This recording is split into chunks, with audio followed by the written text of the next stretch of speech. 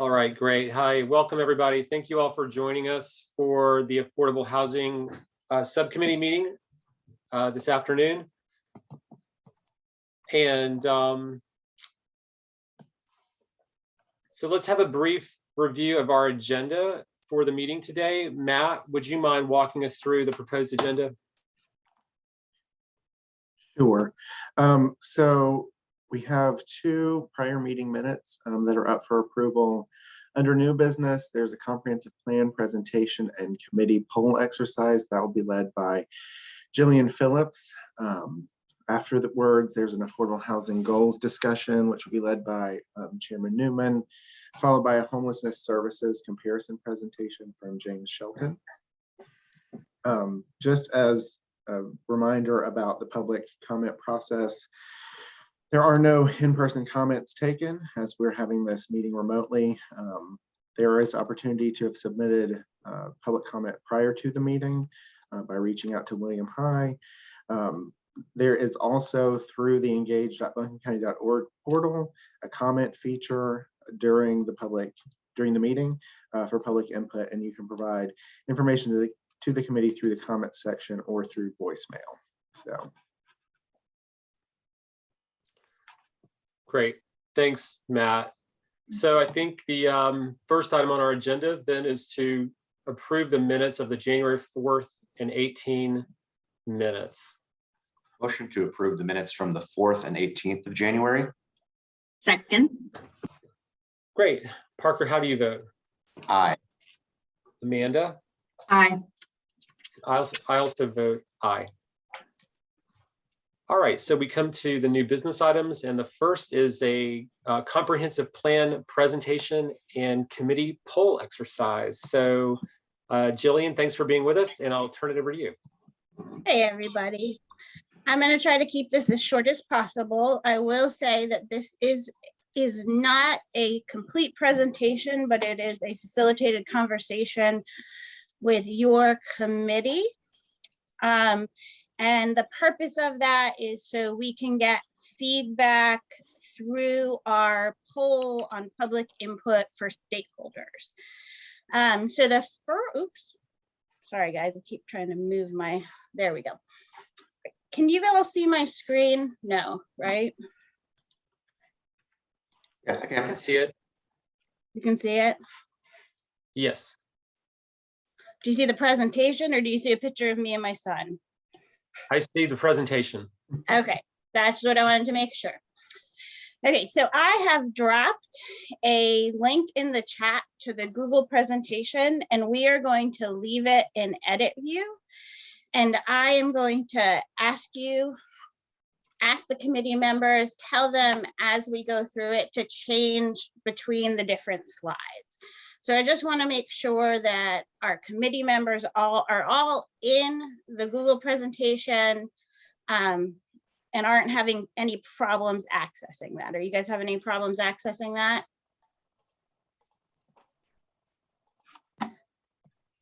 I'm good. I think I'm good too. I'm good too. Yes, Yep. Everybody's good. So we're going to start on slide 1.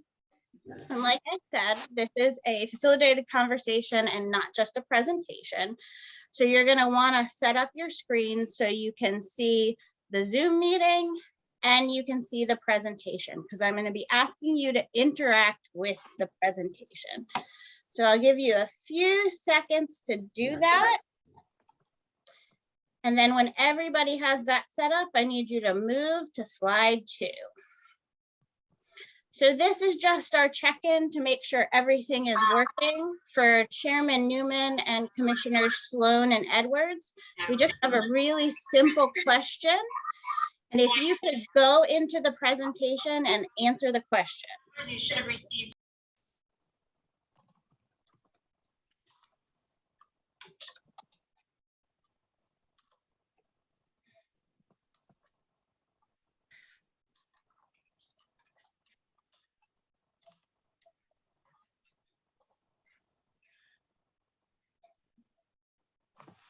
And it is looking like it is working for everyone. So we're going to move on to slide 3, which is the agenda.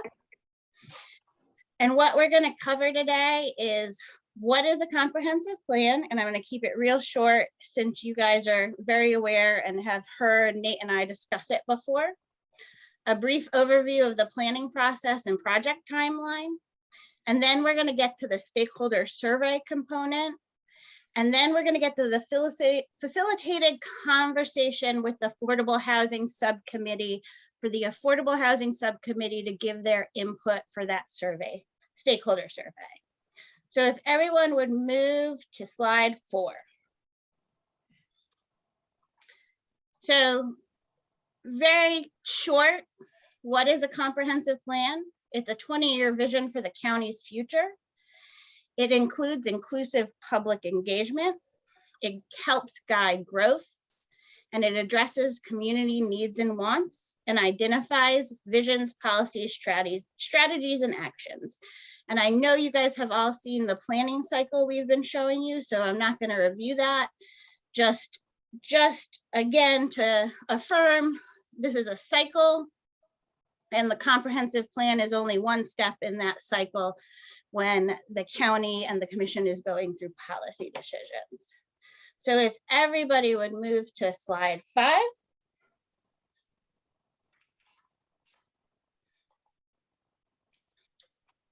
So what are the steps in a comprehensive plan? We've been using the sort of graphic representation of a tree.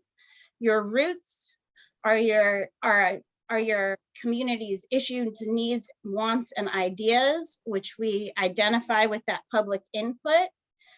You analyze data, trends, and historical and regional content to help create that comp plan. And the plan then creates vision, strategies, and goals. So if we could all move to slide 6. So you've also seen this graphic before, but just to let you know, we are in phase 2, which will be through winter through spring 2022. And we are in that community engagement window 1. And currently we have a bunch of virtual meetings scheduled. And once Omicron and this wave of COVID is looking better, we will schedule some in-person meetings in this community engagement window number 1. So if everybody would move to slide 7. So what I am asking the Affordable Housing Subcommittee today to take part in is the stakeholder organization survey.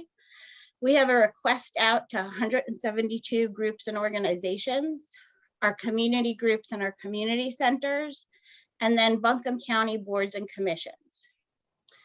The 3 things we are asking these groups for is the top long-range planning issues, and it says pick 1, but we actually want you to pick 3, to provide us with 3 big ideas as it relates to the Affordable Housing Subcommittee, and then any new ideas. So I'll just ask you right now if you have any questions about the comp plan or the planning process or our schedule before we move on to the actual facilitated conversation. Do I have any questions? Okay. I'm going to take that as a no, and we are going to move on to slide 8.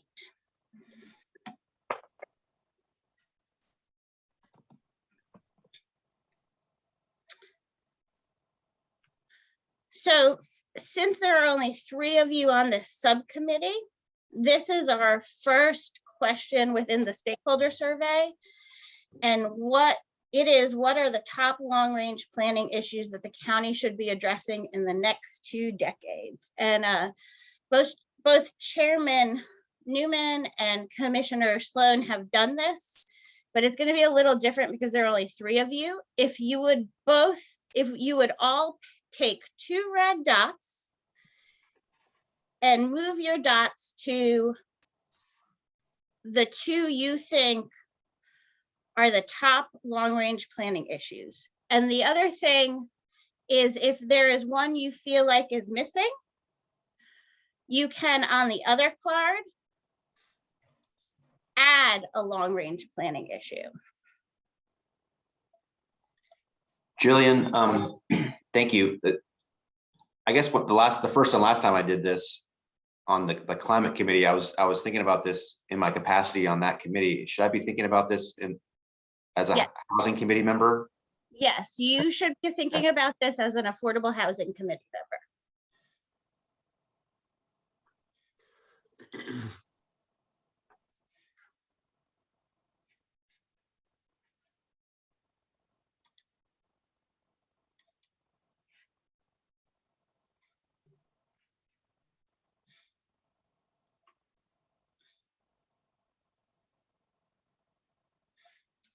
And Jillian, you said put 2 red dots. That's our job, put 2 red dots out. Yeah, choose 2.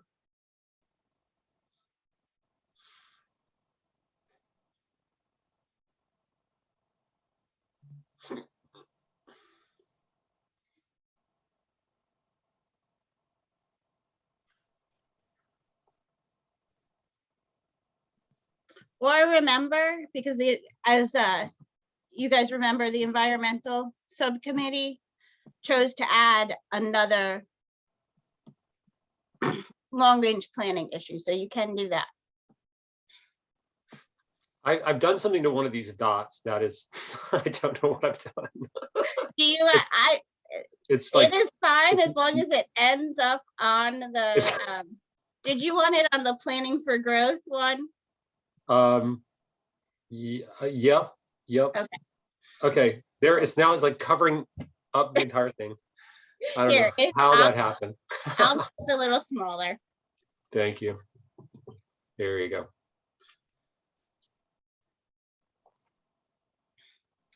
Okay.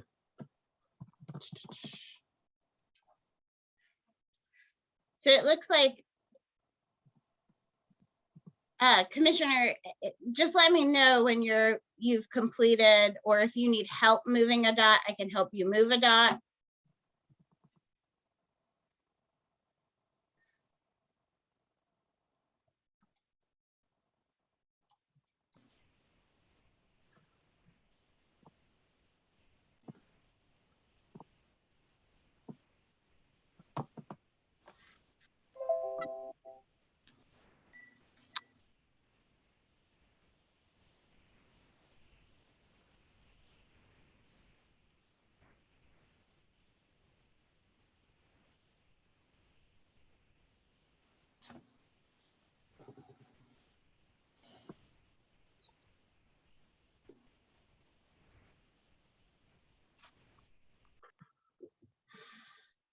Two, 4, and we should have one more dot on there.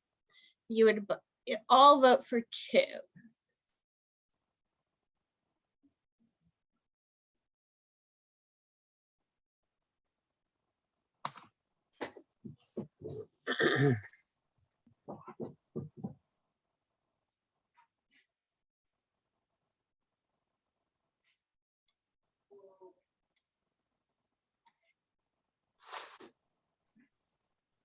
Hey, Parker and Amanda, did each of you vote for 2, or has one of you only voted for 1?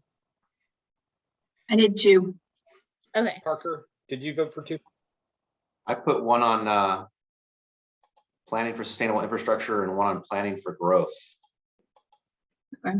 I thought. Okay, then I think we've So all voted twice, Mhm. but one of them is maybe, I hidden. voted for climate and land use. And I voted for planning for growth and creating a more equitable community. Okay. There should be a third one over there then. Mhm. Okay, Okay, so we have 1 that is a priority for all of you. And then we have 3, Mhm. creating an equitable community, planning for sustainable infrastructure. I'm going to move some dots.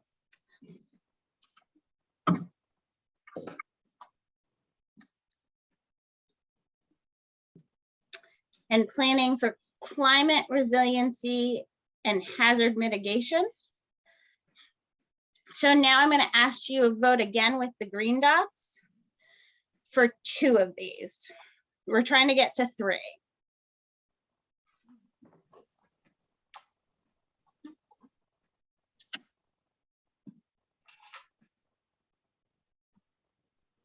And we use the green dots for these, Yes, and we get 2 votes. 2 votes.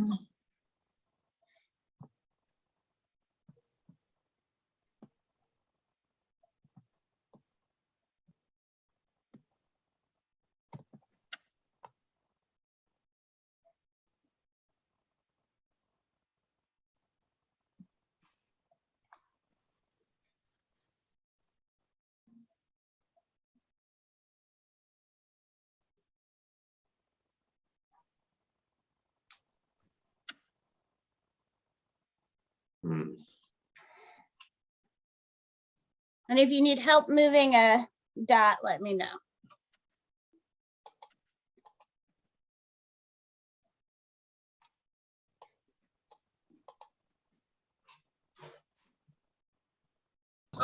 Hi, yes, sorry, I couldn't find my mute button. Robert Presley. Yeah. Mark Tata. Aye.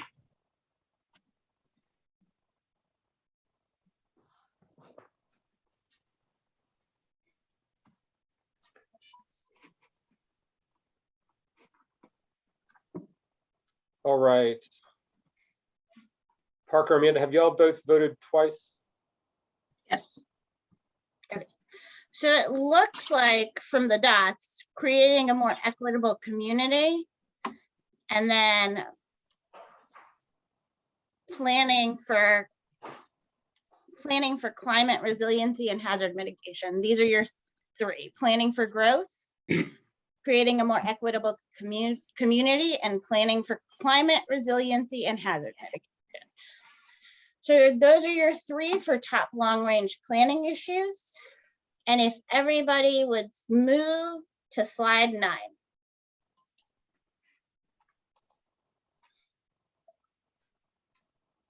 So this one gets a little easier since there are only 3 of you and we're looking for 3 big ideas.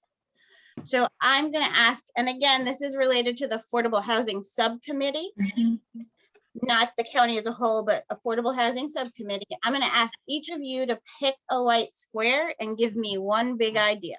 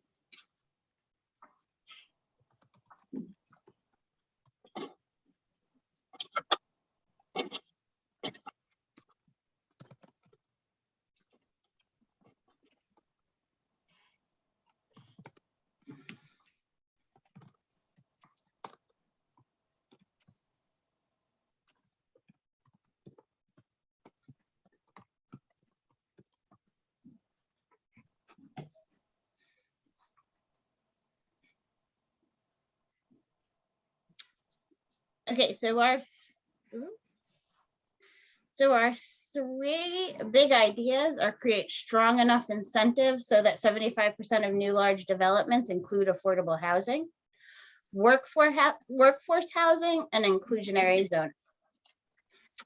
So since we've chosen our 3 big ideas, we're going to move to slide 10.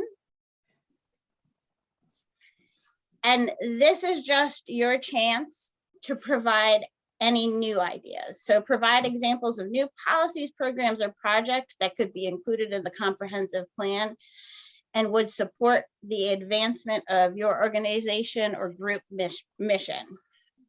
So this would be anything else that you want to make sure that the consultants are aware of in terms of affordable housing. And I'll give you a few seconds to work on that.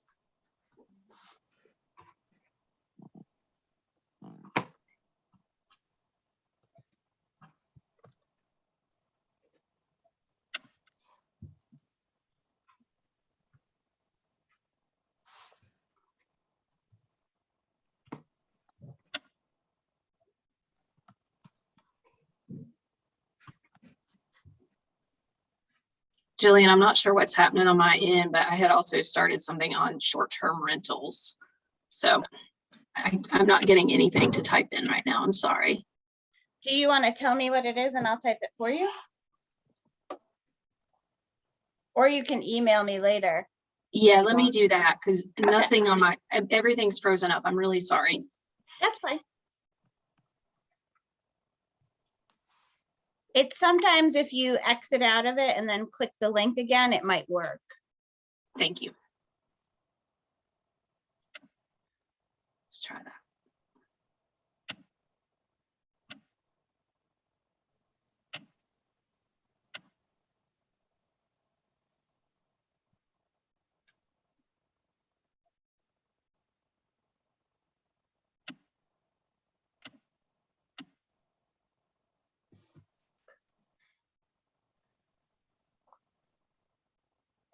But if it doesn't work, you can just email me.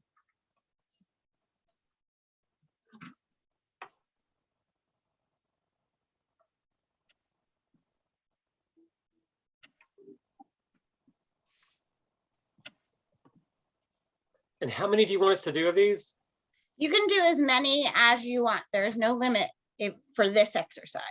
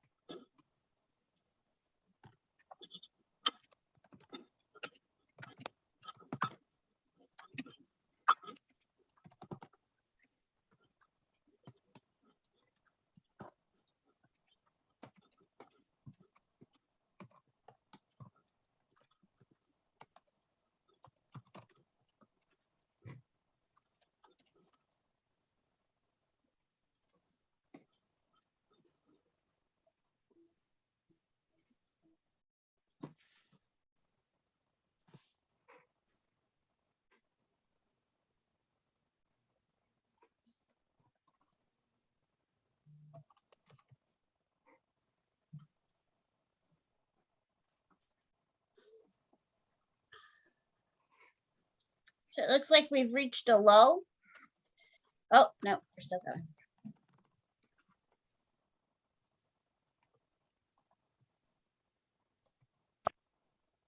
Yeah, I'm good for now. Everybody else good?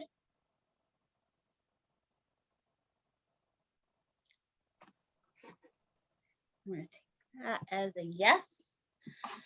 So if everybody would move to slide 11.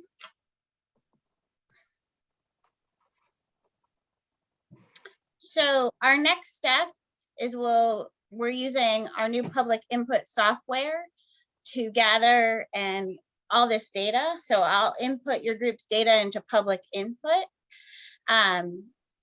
If you're interested about what's going on with the comp plan or what we're up to, you can check out our website. If you haven't, please sign up for our weekly e-newsletter.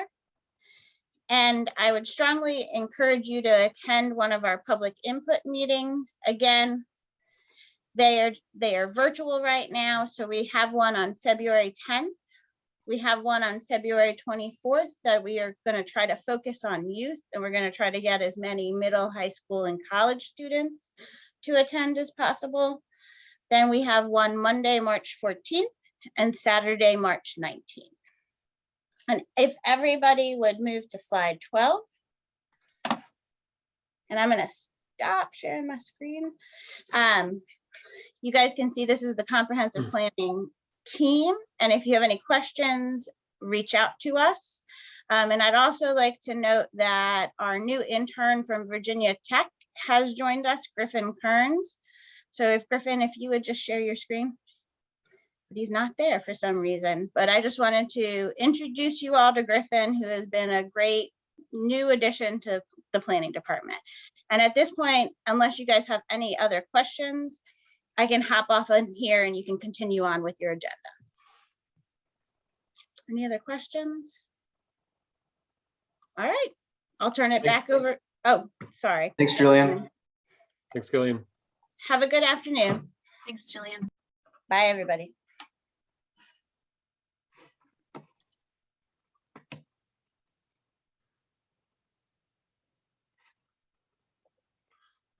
All right. Thank you for the opportunity to be a part of that. That was great. So now we come back to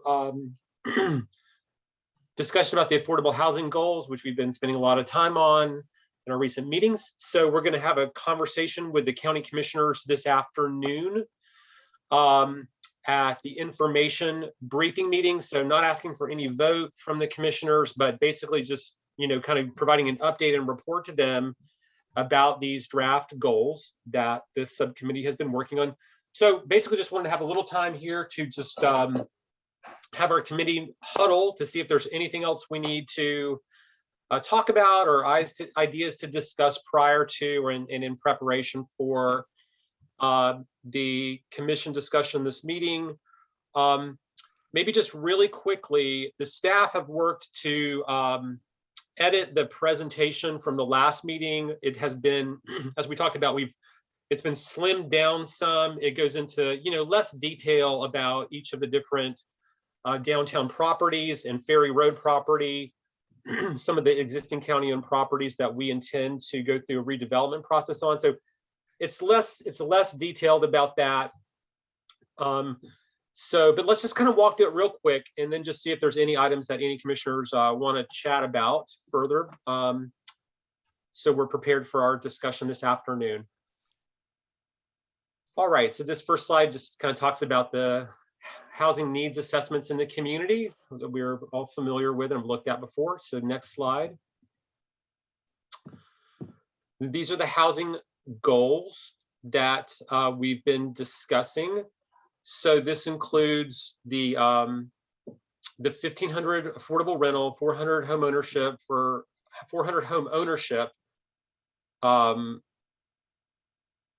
affordable home ownership, and then 500 home repair, and then 400 workforce, which could be rental or home ownership. And then we'll talk a little bit about the goals in more detail later in the presentation to talk about whether we want to have the stretch goal on the affordable rental number as well. So let's keep going.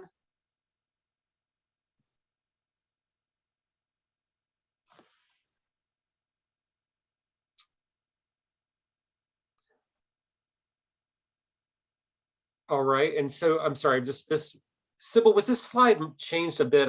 This is the first time I've seen it in the slimmed down format, so I'm sorry, just look at this. This is the agenda for this, basically for this presentation, right? So we're going to consider the potential value of the county-owned land. I'm just kind of talking this through, so bear with me for just a moment. Discuss the investment needs to reach the county goals, potential financing scenarios, and policy recommendations. Okay, yeah, so this is basically sort of reviewing what we're going to discuss in a little bit more detail in the presentation. So sorry about that. All right, next slide. And this is a slide, again, instead of going through all the details of each parcel, this is a slide that just summarizes, you know, in a real ballpark kind of way, potential residential development opportunities on the existing county-owned lands. If we developed 3 out of the 4 parcels at these levels of development, we could potentially build out 1,000 residential units on these 3 parcels, on 3 of the 4 parcels. And if you assign a value, a real estate value of $15,000 per unit built, which again, I would say, I think that's a really reasonable value. Like anybody who's out there buying land in Buncombe County, if they can find land where at $15,000 per per parcel or per buildable unit. I think that's, I don't think that's unreasonable. Under that assumption, this would be a contribution of around $15 million of real estate value towards the goals, in addition to whatever financial contributions the county's making along the way. So just a slide to illustrate, high level, that there's this significant real estate value we can contribute to the goals. Next slide. And then investment strategies. I've been thinking about this a little bit since our last meeting, and this is just one thought I wanted to share with the committee members in preparation for the meeting today. So obviously, as this goes forward, I mean, this slide was really in some ways just kind of meant to paint one scenario for how we could approach this. There's obviously many others, and if we do a bond referendum, it might, we might not need to do as much in these other areas, right? Like we might not need to bump up the county's annual appropriation in our budget if we know there's a big bond revenue coming in. So I guess just I'd say as we talk about this scenario, I would just emphasize this is just sort of one scenario that's being looked at for sort of illustrative purposes to think about potential funding strategies, but it's just one of many potential approaches. But it's one approach, increasing the county's annual funding from 2.5 to 3.8 million, contributing the 4 county-owned properties that we've discussed, and assuming 3 of them actually get developed. And then if we allocated an additional 7.5 million to the 7.5 million we've already invested from ARPA for a total of 15 million, that would, by 2030, increase our net funding by 42 million for a net investment of 62 million. Just to sort of illustrate and get the commission thinking about, there's a lot of different tools in our toolbox to potentially go about pursuing the goals. Next slide. And then we look at some of the different costs to achieve the goals. This first slide is the slide that describes the potential costs to meet all of the goals that we've identified, except for the affordable rental goal. And so that total is under this set of financial assumptions to meet all the home ownership, workforce, and home repair goals might cost in the $27 million range by 2030. And if the county directly invested half of that, then our portion of that would be 13 million, assuming that Dogwood, groups like Dogwood, the city of Asheville, assuming that they're also investing in some of these same goals, and that half of the funding is leveraged from those other sources, then that's one scenario where it would cost the county 13 million to achieve this part of our goals. So next slide. And then around the scenarios to reach the big goal around affordable rental units, the 4 scenarios ranging from all tax credits to no tax credits. And the first one is assuming that we did 100% tax credits. So this is the slide that describes that potential scenario. Total cost to build out of $48 million. Ours, assuming ours is half of it, would be 24 million. The next slide is a scenario where it's no additional tax credits, but for the single 9% project we do each year. Total investment required 182 million to build that out. If we did half of it, 91 million. So that's on the other extreme of that scenario. And then the next scenario 3 is if we did the 80-20 mix. Total build out cost 85 million, our portion 42 million. And then the last scenario 4, the 90-10 ratio, the total build out costs. Wait, could you go back one? Is there I think there's is there a math error in this? I'm seeing that the total investment between the 2 slides is 85 million in each slide. It looks like, is that in the county cost in this scenario 3, the county cost is 42, the total cost is 85. Could you go back to slide 4 again, please? The scenario 4. So that's the same, which that's not, there's some kind of there's some kind of math error in there. We don't have to figure it all out while we're in this meeting, but after the meeting, I'll look at that again because I think that there's something that's not correct that we should clean up on that. Okay, but anyway, we don't have to figure that out now. I'll look at that. So anyway, describes the 4 different scenarios, depending on the percentage of tax credit. Tax credits is part of the pipeline. All right, and then let's go to the next slide, which I think is just what the other counties and cities are doing. So this describes, and part of this is just meant to illustrate that while this whole tax credit strategy is still somewhat new here, some of the other counties in the state have really embraced it on a large scale and are building out really large, successful pipelines. Like Wake County has built over 3,000 new affordable units in just the past 4 years using the program. So, and then Durham County. Anyway, just to kind of illustrate what's happening from our research around the state. And then the last slide, the policy considerations for the commission. Again, we're not going to ask the commission to vote on any of this today, but to just think about these for going forward. The first is the recommendation of the number of units, the 1,500 affordable with a stretch goal of 1887, and then the homeownership, workforce, and home repair. The second is the different funding mechanisms. And again, like as we think ahead to actually discussing and voting on this as a commission, like my thoughts on that would be that we, rather than like in this slide, it sort of asks for a specific endorsement of some of these ideas, but I think it would probably be more appropriate to frame it as like consideration of, increase in annual budget, investment of ARPA funds, and the real estate, because again, some of this is just one scenario. If we end up choosing to do a bond referendum, like some of these numbers would be different, right? So I think maybe we should just soften some of the language a bit. So we're kind of illustrating the tools in the toolbox, but perhaps depending on when this goes back to the commission for a formal vote, we might want to put more flexible language in there since, we're not sure the exact amounts we might need from the different sources. The third is supporting the bond referendum for affordable housing. Obviously, there's due diligence being done on that right now. And then the fourth one is, the endorsement of, do we want how strongly do we want to embrace the low-income housing tax credit program to help as a key strategy to help meet the big goals around the affordable rental units. So, all right, I think that's the last slide. Is that right, Sybil? Okay, thank you. All right, so just wanted to run through that again. This is the more abbreviated version that will be before the commission today. Again, not the more detailed version that we went through at our last meeting. So just wanted to see if there's any questions or further discussion from the committee before we talk to our colleagues this afternoon.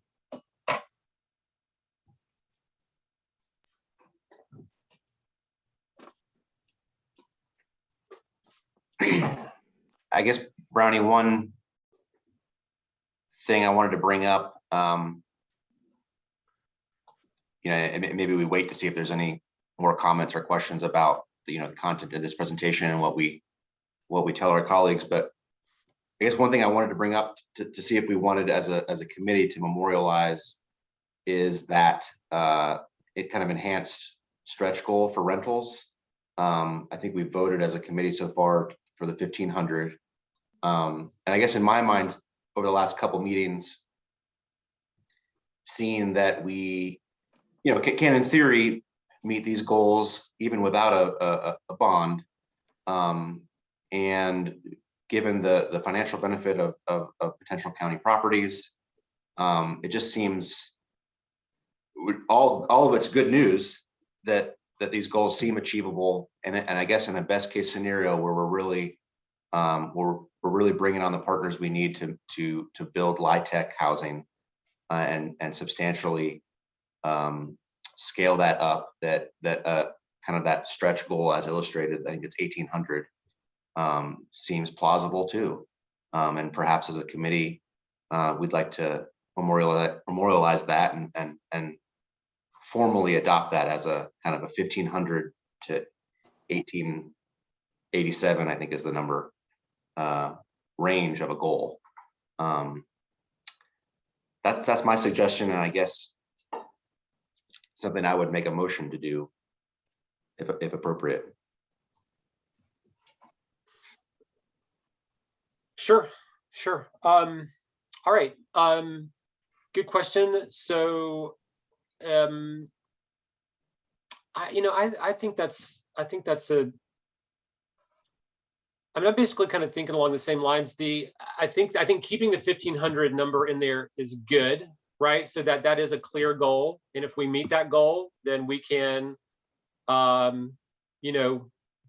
declare victory and feel like we have accomplished our goal. But I think having a stretch goal out there too. So if as we're ramping this up, if we're making good progress and seeing that we can go beyond it, then I mean, neither of those goals solves the problem by 2030. There's still a big gap in housing. So I like the idea of the idea of the range. That feels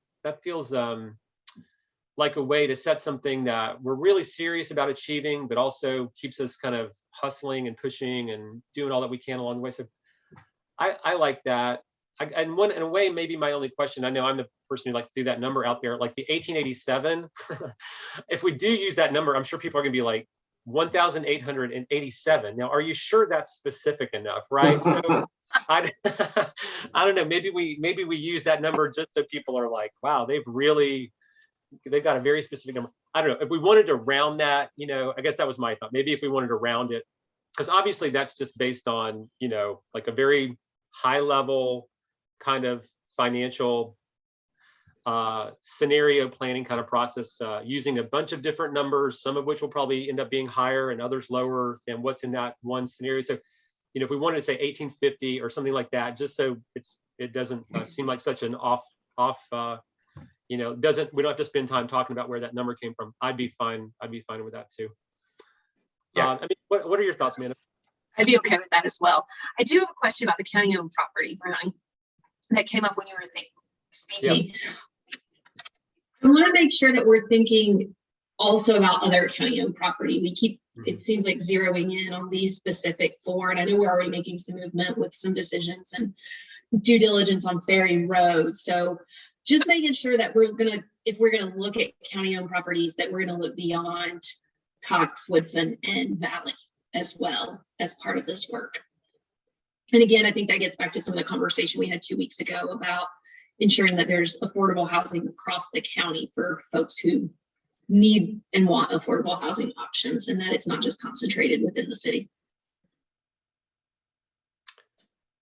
Yeah, I agree, Amanda. I mean, I've been thinking along the same lines.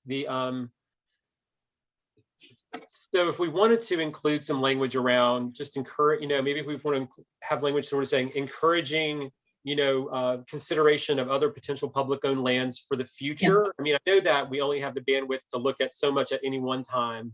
Right. But I would certainly support that. We might acquire property, other properties in the future that might make sense to look at too. So I'm definitely supportive of encouraging that consideration, because the county does own a lot of other properties too, which maybe weren't acquired for this purpose. But once we had a chance to really look through them all, there could be other interesting opportunities too. Absolutely, and it keeps our options open and could mean some really exciting projects if we're looking beyond just these ones that we continue to talk about. And I'm not saying they're not great, but keeping our options open and being open to some what ifs, I think, would be key to some of our success.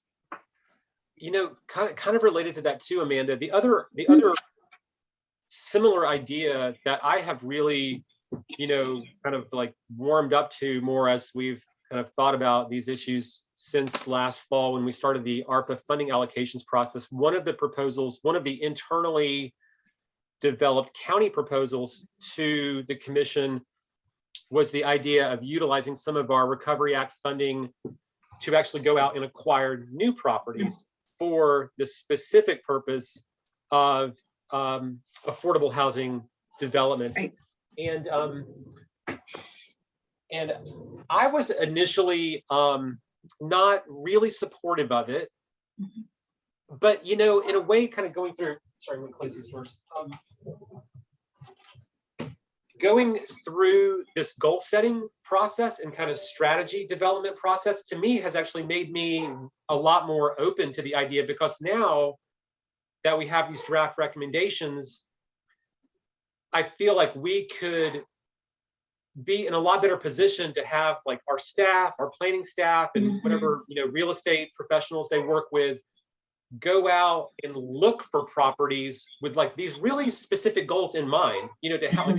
If you can find properties that help us really advance these goals, then I feel like we might be much more strategic about how we could pick up some additional properties than where we might have been, you know, 6 or 9 months ago, when we didn't have any goals like we are going to have going forward. So I'd love to look at other county-owned properties, as well as, you know, encourage the commission to think about investing in additional strategic properties to help us meet the goals too in other parts of the county.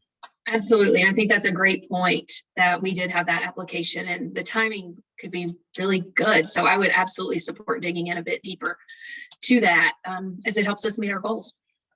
Thanks, Brownie.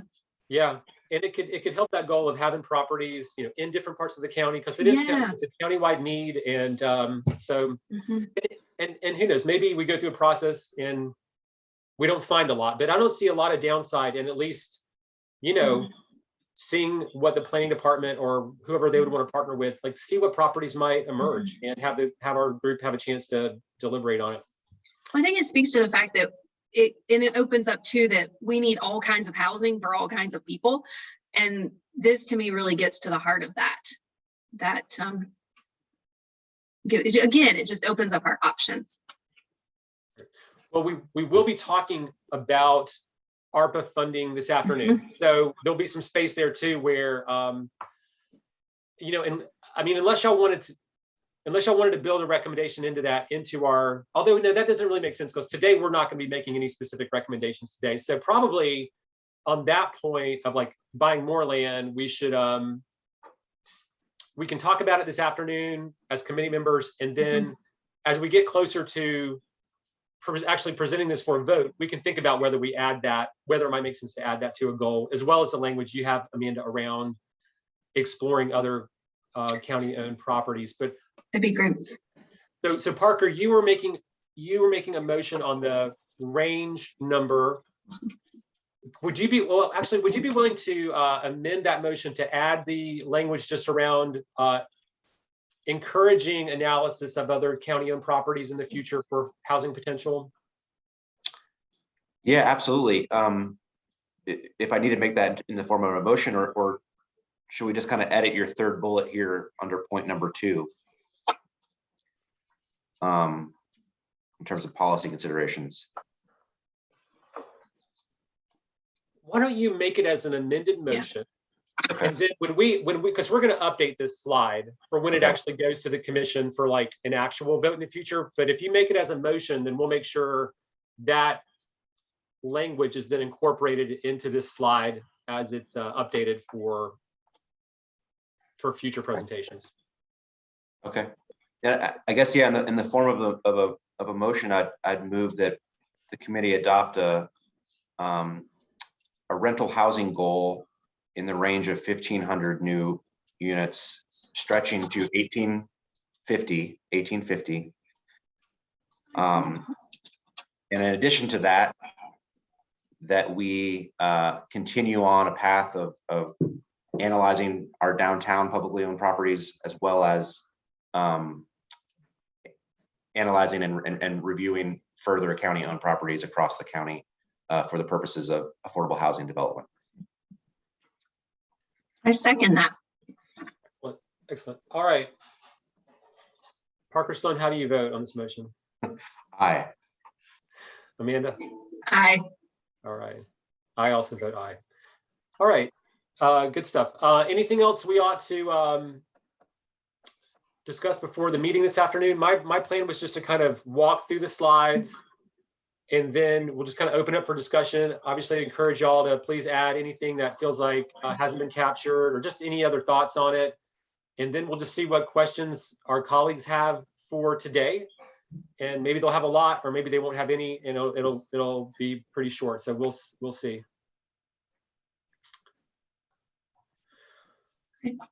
Okay, well, great. If there's nothing else on this item, I think we're ready to move to the next agenda item, which is, homeless services comparison. thank you. Thank you. I'm going to share my screen. Before James gets started, I want to introduce you all to James to make sure that you know him. He is our newest addition to our strategy and innovations team. So, and he has been really great helping Matt out and has collected a lot of good information for you all. Awesome, thanks. Thank you, Sybil. Nice to meet you, James. Nice to meet y'all as well. I'm just gonna see if I can get this up. Can y'all see the presentation? Yes. Great, thank you. Chairman Newman, Commissioner Edwards, Commissioner Sloan, good afternoon. At this committee's meeting on January 4th, y'all received a briefing from Buncombe County and the city of Asheville on our coordinated efforts to address homelessness in Buncombe County and the city of Asheville. Out of that, we wanted to provide y'all with some comparison on what other counties in North Carolina are doing, how they've structured their staffing and funding, as well as their responsibilities in their counties and partnering with their other municipalities within the county to address the homelessness issues.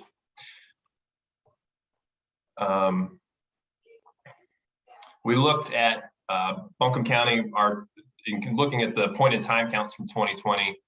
We looked at Orange, Durham, Wake, and Mecklenburg counties. These numbers do tend to trend with the size of the population. So there's a definite correlation here. There's not really much deviation from what size of the population those counties are with their point in time count numbers. We just did the 2022 point in time a week ago today.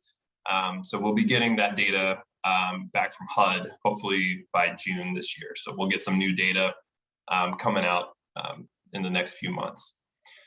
So one of the topics that we looked at was considering staffing and funding at the different county levels. You received information last week talking about Buncombe County. Our staffing is really through the Department of Health and Human Services. We don't really have a dedicated position for addressing homelessness here. We provide about $572,000 to city staff for the Homeless Initiative Advisory Committee, Code Purple, Homeward Bound Outreach and Case Management. So just to consider a little bit what other counties are doing, Orange County's staffing, they've got about 15, they have 15 full-time employees, one director in their community development division. They have housing access coordinators, folks working on coordinated entry within the county, as well as a street outreach team consisting of a clinician and peer support navigators. They're also working with homeless prevention and rapid rehousing within the county as well. And they provide about $900,000 toward that. 800 of those come from COC funds that the county administers, and another 100 come from the Emergency Solutions Grant. Durham is kind of a unique situation. They partner very strongly with the city of Durham. The city of Durham really takes up the lion's share of resources in the county of Durham, because the city of Durham is so large. But their Department of Social Services, they have 2 full-time employees. One is a supervisor, but that supervisor has some additional roles. They're not dedicated to working on homelessness, but they have 2 social workers who complete applications for coordinated entry under the contract from the COC, but that is funded by the county. And they provide $150K for street outreach. That's working with folks directly on the street. Wake County's housing division, this was the biggest one that we looked at. They have 46 full-time employees, and 20 to 30 of them work directly with the men's shelter. The men's shelter in Wake County is owned and operated by the Wake County itself, but all the other homeless shelters in the county are independently owned, but the county does provide a lot of support for them.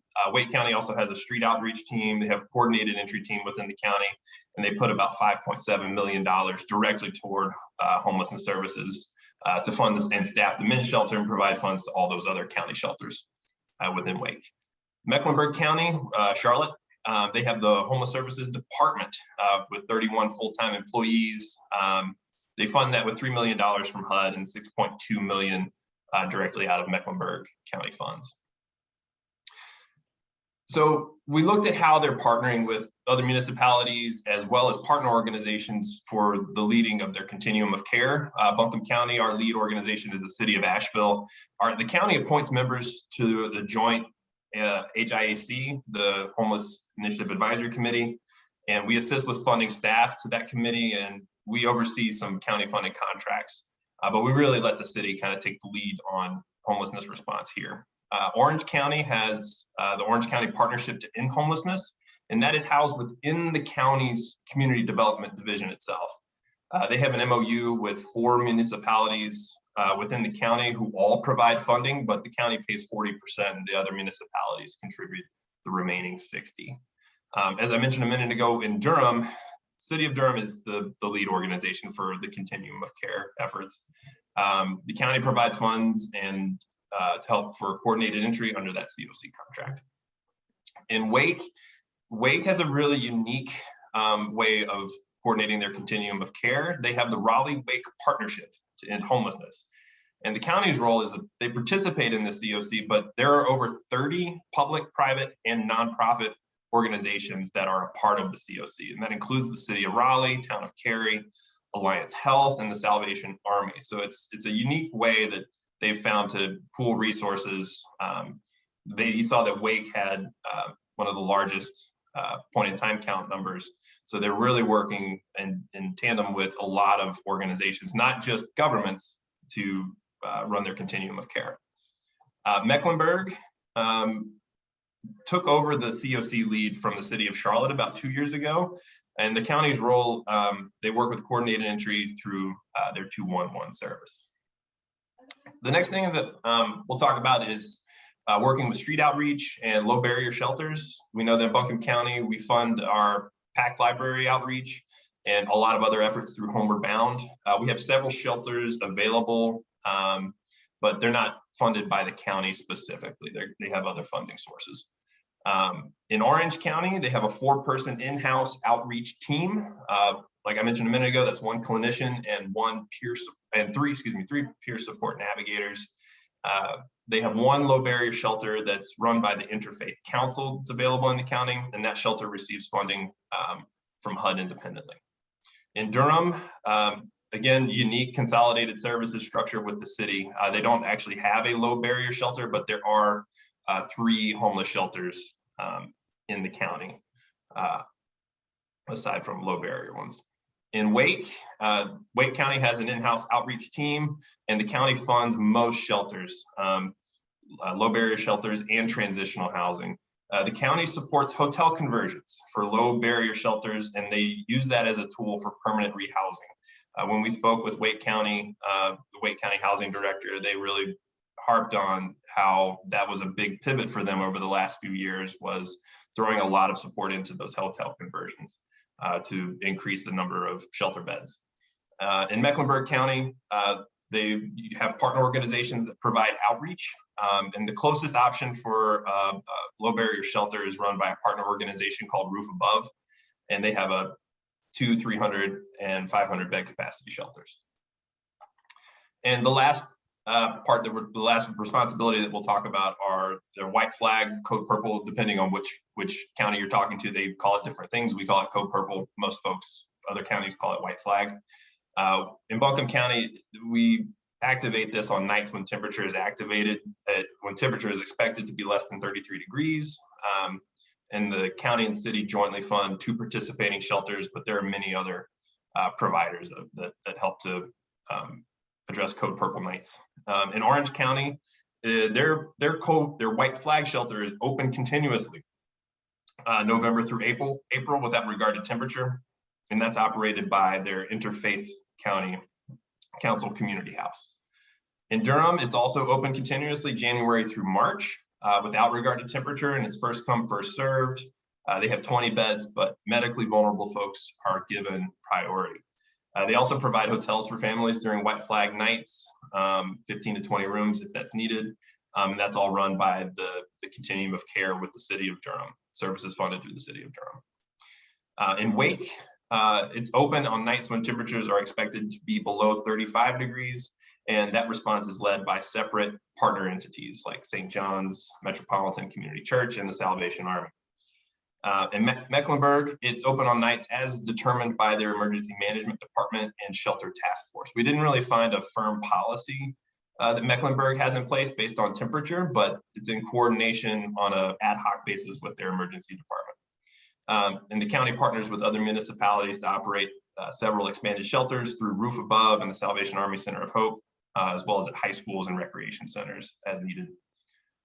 So, key takeaways from looking at these other comparison counties.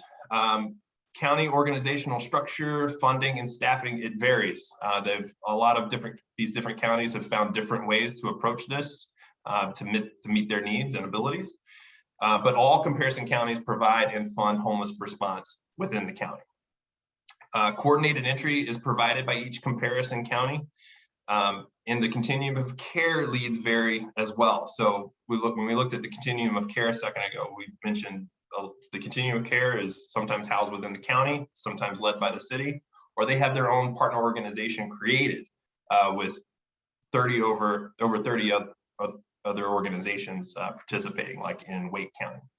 The COC lead coordinates homelessness programming and implementation and manages those funds. So all these counties really lean into the Continuum of Care to take the charge for addressing the homelessness in their respective counties. That's my last slide. I'll be happy to answer any questions from the commissioners or from the chairman.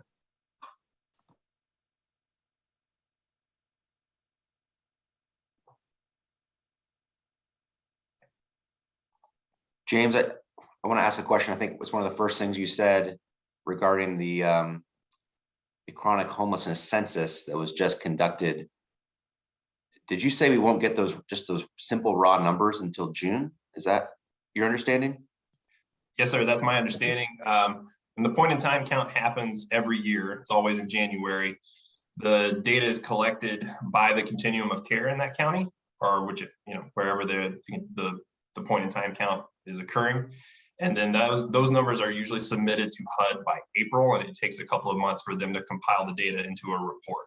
So I think it takes a while for them to scrub it, compile it, and it takes until June for us to summarize it. We already have our numbers for 2021. The reason I provided 2020 numbers was if you guys had any questions about this, I can break this down into a little bit further detail based on whether folks were sheltered or unsheltered. But yes, it does take several months for that data to be released. Will the top line number change, or is it just sort of making sure like that time is needed to make sure you kind of accurately describe the different, various situations people are in, or is it? Why does it take so long? Is my question. It's a good question. I think it's just the bureaucratic machinery. It takes a while for that information to come out from HUD because the Continuum of Care has to do data entry. It's manual data entry. So I participated in the point in time count last week where I went out and I interviewed folks on Haywood Road over here in West Asheville. And you're actually writing information down on paper using a pen, and that information has to be transferred into the HMIS system. Once it's in HMIS, it has to be verified that you don't have duplicates so that folks were interviewed twice maybe. You can have a lot of outreach sometimes where you have overlap. You might interview the same person twice and you don't want them to count twice, so they'll verify that by their name. It takes time. I wish it was faster, but when you have all these different moving parts to get the information up to HUD and then for them to compile it and report back to us, it does take until June. But for 2021, we did have, I believe it was 527 in the 2021 Buncombe County. So 2020 was 547. It did decrease in the count last year. But I just have these 2020 numbers so that we can do a comparison across these different municipalities. I haven't like, I'm just kind of doing the math in my head, but it does seem like we have a higher like per capita count than most of these other counties, right? Like Durham County is a bigger county than Buncombe County population wise, right? But our number is, quite a bit higher than Durham. And Wake County is like 4 times the population of Buncombe County, but their number is less than twice our number. So maybe Orange and Mecklenburg, maybe we're more kind of in line proportionately with population, but I don't know. We do seem high compared to Durham and Wake. And given the recent studies that have come out about affordability in Buncombe County, I don't, those numbers really don't seem very surprising to me. If it per capita, we are higher. And we also don't have the continuum of housing that maybe the other counties do have that can move them into various types of housing, whether it be a shelter to transitional housing, that we know that even apartments are at a premium here. So I'm wondering if that plays into that at all. And also looking comparatively to Wake at 46 FTE working on this issue too, that they do seem to have more staff, more boots on the ground doing the work. And is that impacting their numbers compared to the other counties as well? That's a very good question.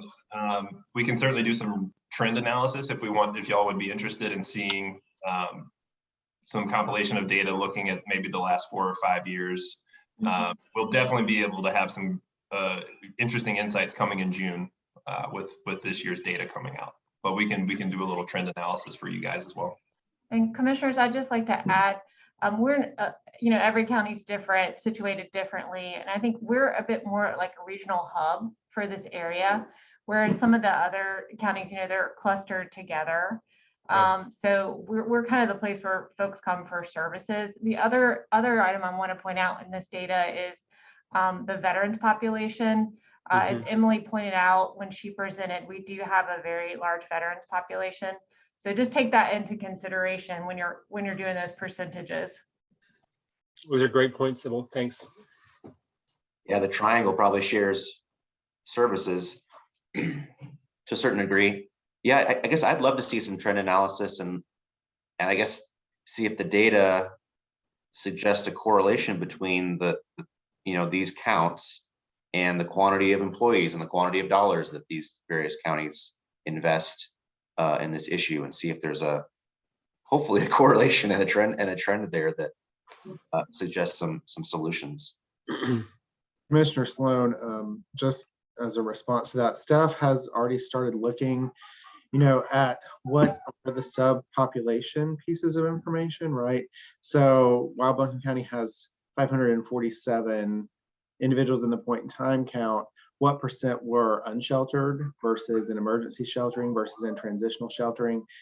And in those terms, the Buncombe County fares well in terms of the % of population which is unsheltered versus some of these other counties with varying, populations. So some of that I think will be important to analyze too, and it also may indicate why you're seeing certain responses, right? So in Wake County, their % of population which is unsheltered is high, and their total population count is high. So their response in investing in sheltering has also been high. So looking at those trends over time may also help explain some of their commitment levels and what their focus has been. Good point. Thank you, Matt. One other question I have, and maybe I don't know if this has been looked at or if it's something that'd be like really complicated to analyze. I mean, I know we can analyze it within our own community. I don't know how much work it would take to maybe get the data from the other communities. But when we think about, the homeless services in the community, there's what the different local governments do. And then there's like all these nonprofit groups, right, that are focused on working in the space. I mean, I think of Asheville and Buncombe County as a place that, traditionally, not just in homeless services, but kind of more generally, like it's thought to have like a very robust nonprofit community, right? Probably, relatively a lot stronger than a lot of communities of our size. I think part of that, probably kind of going to Sybil's point, is that we are kind of this regional hub. So there's a lot of stuff happening out here that's not maybe just, it's kind of Western North Carolina, not just the local community. But I do, we have a lot of really strong nonprofit, homeless and housing, homeless focused organizations that are very strong, have a lot of very talented staff. So as I don't know, just as we think about like what the governments do and then what the nonprofits do, I just kind of wonder if there's a way to kind of understand, because to some extent, where nonprofits can take on certain roles, it means maybe the government doesn't have to, right? My sense is that maybe in some of these other communities, the local government units are directly performing some key services that it doesn't mean they're not happening here, but maybe they're happening through some of the nonprofit sector programming and things like that. But I know, like, I'm not asking staff to go out there and track down like staffing levels at every nonprofit around the state, but I guess just kind of airing as more of a question, I guess, in terms of thinking about everybody that kind of pulls together in the space and how that works here in other places. Certainly, and thank you for that. I think one of the best examples was what Wake County does with their partnership to end homelessness. And they, like you mentioned, they've got a lot of really strong community partners in the nonprofit and charitable community. So those charities and nonprofits are part of their continuum of care. So that's something that their COC has done to bring all that energy together in one place in partnership with the county and the other municipalities in Wake County, to really pool their resources and have one single, lead organization being the COC taking charge of it. So I think that's something we should certainly be considering in Buncombe County. James, one thing that I'm thinking about the longer I stare at this slide is I wonder if it would be helpful if we had some data on some other geographically isolated communities that are of a similar population, like Roanoke, Virginia, Charleston, South Carolina, Wilmington, or New Hanover County, and kind of compare us to some of those communities as well. Certainly, thank you for that question. We'll look into that for you. Okay, great. If there are no other questions on this item, are we ready to? I'm trying to move from my Zoom screen to my agenda screen. Or can we put the agenda back up? Okay, great. Matt, what's next? The schedule? So we have next steps, which are highlighted. Just as a reminder, we will be receiving the Affordable Housing Services Program applications on February the 11th. The committee meets again on the 15th. At that point, we're going to provide a program update just to let you know where we are with our existing grants and loans and contracts from the last couple of cycles, as well as doing some goal setting surrounding homelessness and bringing back any information that we were able to collect between now and when the agendas go out again for the committee. And then the focus will shift, at least temporarily, towards the Affordable Housing Services Program applications. It is likely we will reschedule our mid-March meeting due to staffing conflict in terms of being able to be available for that meeting on the 15th, but we'll look to reschedule that and notice that at the next meeting. And that leads us into announcements. I don't have any announcements from staff's perspective at this point. And if there are no other announcements, we can go into public comment. First, I would just ask William if we received any comment in advance of the meeting. We did not. So that would then, we would turn it over to Max for any comment that we're receiving through Engage. So we only have one public comment sign up, and that is Greg Borum, and he should be in the Zoom call. Greg, are you here?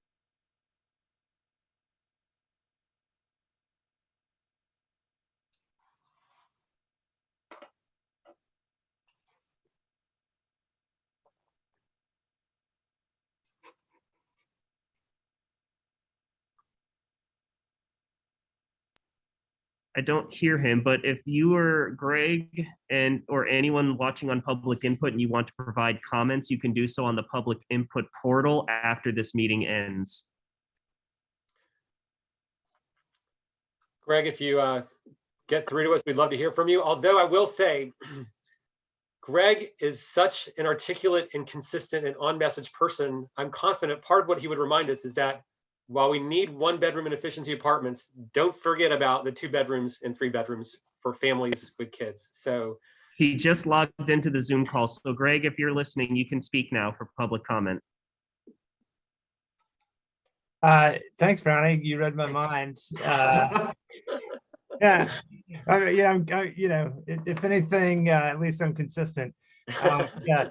The other thing I just wanted to call out, two things. One, I just really appreciate the analysis and the work y'all have been doing to chart some, ambitious goals for the county.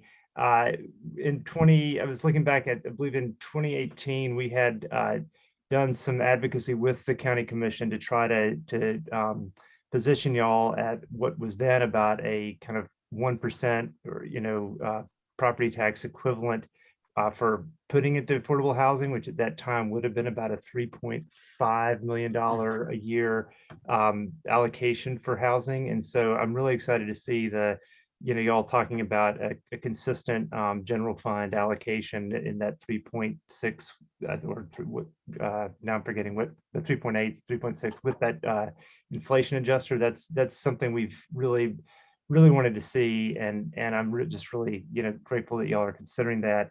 I also wanted just to call out another thing that I put in the public comments at the last meeting, and I don't know if they were delivered because it was in the chat thing, but just the term workforce housing as an advocate and as both kind of how we message on the need for housing affordability. We fully believe that when you're talking about the workforce in this county, it's going down to your very affordable units, and it's going above what you're calling workforce housing. I think that it's just important to make sure that the messaging that you put on this is reminding folks that our workforce is beyond just 80 to 120. Our workforce is also in that group down to 30, even below, and above. And I would just ask that, as y'all move this forward, that maybe you drop the workforce moniker from that narrow place of description, because in fact, the families and people who need housing in this community are working. They're all part of the work. I mean, there's some who may not be, but in large part, we're talking about folks who are working, can't afford to live here. And so I just bring that up. And then finally, I wanted to say, really excited to see that inclusionary zoning made it on kind of big, bold ideas for the comp plan. As y'all well know, we've been talking about that as well as a policy that's missing from our toolbox in Buncombe County. Thanks again for all the great work y'all are doing in this planning. Really excited to see how this moves forward. Great. Thanks, Greg. Great points all the way around. All right, any other public comment? That is all the public comment. Okay. Is there anything else we need to consider before we adjourn? Because we got another meeting about to start and I got to run over there. Those are all the items we had from the staff Okay, perspective. great. Well, thanks everybody for being with us today. I'm going to adjourn the meeting, and we're going to start our regular briefing meeting early today, about 10 minutes. So thanks everybody. Bye-bye.